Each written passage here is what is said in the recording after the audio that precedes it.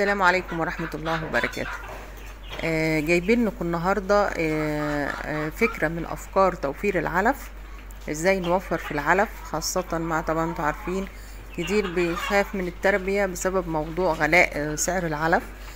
فاحنا دايما بنمشي يعني مع مش هنمنع العلف خالص، ولكن هنمشي ببدائل معاه بحيث ان احنا نوفر. مثلا بدل ما يبقى الوجبتين هنحط فيهم علف، وجبة هتكون فيها علف، ووجبة التانية بعض بدائل العلف اللي احنا هنستخدمها. نفترض ان انت جيتي في يوم مثلا كده تحطي اكل الفراخ وكان عندك علف وخلص، مش هتأكليهم؟ طبعا هتأكليهم. طب ما عنديش اكل بيتي، في كتير من بدائل العلف اللي احنا ممكن نشتريها كبديل للعلف، بس تمنها لا يذكر بالنسبة لتمن العلف. مفيدة للطائر وفي نفس الوقت بتقدم له عناصر غذائية مهمة، بس مش بنفس تمن العلف. تمام. كتير من البدائل اللي ممكن نستعملها زي الحبوب التانية، الحاجات التانية غير العلف. زي مثلا ان احنا نحط ردة مع العلف، هتقللي كمية العلف. ان انت تحطي داش مع العلف، طبعا تمن الردة وتمن الداش ارخص كتير من تمن العلف. ان انت تحطي مثلا ذرة عويجة، كل الحبوب والحاجات دي انت بتزودي بيها او بتأكلي بيها الفراخ مع اضافة كمية علف صغيرة، فانت كده وفرت في تمن العلف. طيب لو انا حابة بقى في حاجة في السوق الايام دي هتوفر عليك كمان ان انت تشتري داش او تشتري الذرة العويجة، او مثلا توفري في العلف حاجة رخيصة في السوق وممكن تأكلي بيها كل الطيور وهتغذي طيورك ومش هتكلفك حاجة بالنسبة لتمن العلف او تمن الحبوب التانية اللي انت ممكن تشتريها. تمام. قبل ما نبدأ نذكر الله، ألا بذكر الله تطمئن القلوب. اللهم صل وسلم وبارك على سيدنا محمد وعلى آله وصحبه أجمعين. اللهم لك الحمد ولك الشكر كما ينبغي لجلال وجهك وعظيم سلطانك، ما شاء الله لا قوة إلا بالله. طبعا احنا عارفين الأيام دي ابتدت البطاطا ترجع تطلع تاني وتظهر في السوق كتير ومتوفرة، وتمن البطاطا رخيص. وانا مش هقول لك كمان اشتري البطاطا السليمة اللي احنا هناكلها، لا، ده احنا بيبقى في السوق كده بيبقى فيه بطاطا مكسرة. فطبعا انت اللي بيشتريها مش هياخد منها، فدي بتتحوش عند الراجل، انت بتاخديها شروة منه. ممكن يديك الكيلو ب5 جنيه، وساعات ارخص من كده بكتير لو هتشتري شروة على بعضها، فممكن تقع معاكي اقل من كده كمان على حسب انت وشطارتك مع البياع، لان هو كده كده مش هيبيعها للناس، فممكن يبيعها كشروة لأي حد بيربي طيور. انت تقولي له اللي موجود عندك متكسر هاته انا هشتريه، فبتفرق، بيبقى تمنها قليل. يعني اكتر حاجة ممكن تاخديها بيها هي ال5 جنيه، يعني كيلو ب5 جنيه انت هتأكلي بيه الطيور اللي عندك. زي ما انتوا شايفين البطاطا قدامكم، هتلاقوها متكسرة مش سليمة على بعضها، لكن هي مش بايظة ولا فيها مثلا لا ولا فيها عفن ولا اي حاجة، هي سليمة، انت بس متكسرة. فطبيعي ان انت لما تشتري البطاطا مش هتاخدي المتكسرة، فالمتكسر ده بيحط على جنب وبيبيعه كأكل للطيور او اي حد بيربي. انت هتشتري 2-3 كيلو، ويستحسن تشتري كمية وتخليها عندك بس تهويها، يعني حطيها في كرتونة متهوية، بحيث ان انت كل يوم هتوفري العلف. ازاي تعملي لهم اكلة كده من البطاطا، وتحطي يا دوبك كبشة علف صغيرة، هتحطي كبشة علف على كمية بطاطا مثلا كيلو 2 كيلو على حسب عدد الطيور اللي عندك، هتكسريها بس بكبشة علف، بحيث ان احنا ممكن ما عندكيش علف تحطي مثلا شوية ذرة، شوية ردة، كل ده يبقى انت قدمتي اكلة متميزة للفراخ مغذية، وما فصلتيش عنهم ان هم يعني ايه يبقوا شبعانين وينتجوا معاك بيض.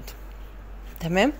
فانت وفرتي نص تمن الاكل اللي انت بتجيبيه للطيور يوميا، وفرتيه بالبطاطا. يعني اعملي دايما وجبه بالبطاطا، مثلا وجبه بالخلطه اللي احنا عملناها قبل كده، اللي هي العلف والداش والذره العويجه والكسر الفول على بعض، بحيث يبقى انت وفرتي وجبه.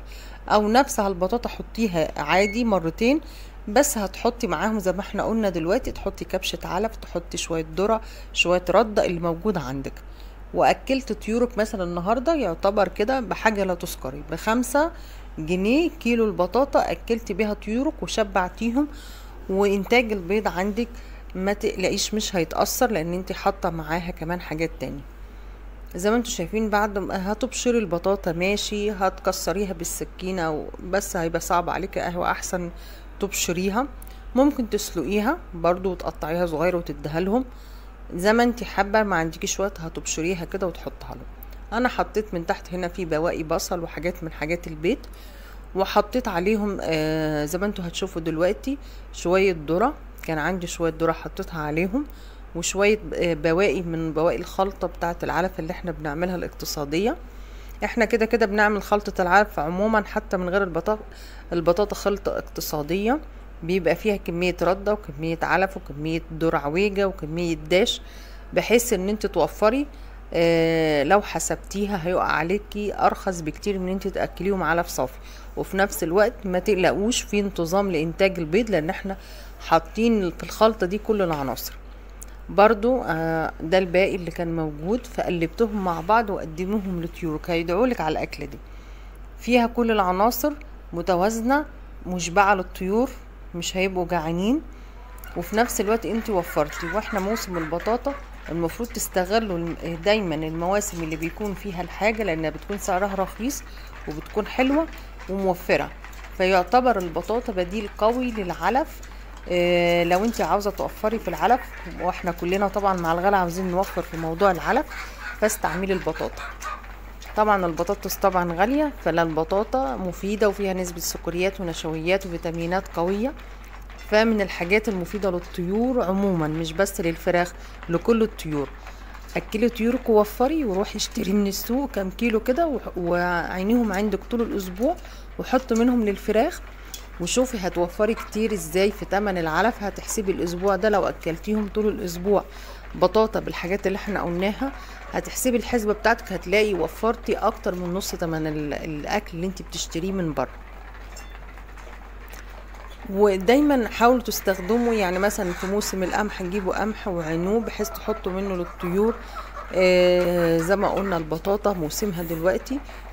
كل اسبوع جيبيلك كده كام كيلو، خليهم في كرتونة متهوية وحط منهم للطيور، هيوفر عليكي تمن العلف طول الاسبوع. ولو حسبتيها انت كده كأنك اكلت طيورك، يعني باشياء لا تذكر، بقى حاجات يعني متوفرة وحاجات مغذية. فان شاء الله تجربوا البطاطا بديل العلف. اتمنى ان شاء الله الفيديو يكون عجبكم، وما تنسوش اللايك، وما تنسوش دايما استغلوا الوقت اللي فيه الحاجة في موسمها، واكلوا منها طيوركم وخزنوا شوية منها. لو القمح خزنوا منه شوية هينفعكم في الايام اللي جاية، لان بيبقى ساعات بيبقى رخيص خالص، بيوصل الثمن كان 10 جنيه. فبالنسبة لما يغلى بعد كده، هو ساعات بيغلى وساعات بيفضل في نفس الثمن، بس عموما دايما الحاجة في موسمها بتكون ارخص. يا رب دايما بيتكم دايما عمرانة بالخير. السلام عليكم ورحمة الله وبركاته.